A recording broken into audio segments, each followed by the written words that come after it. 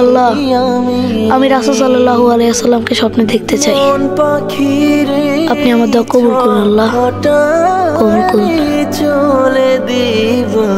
আল্লাহুম্মা বারিক আলা মুহাম্মাদি ওয়া আলা আলি মুহাম্মাদ কামা বারাকতা আলা ইব্রাহিম ওয়া আলা আলি ইব্রাহিম ইন্নাকা হামিদুম মাজিদ।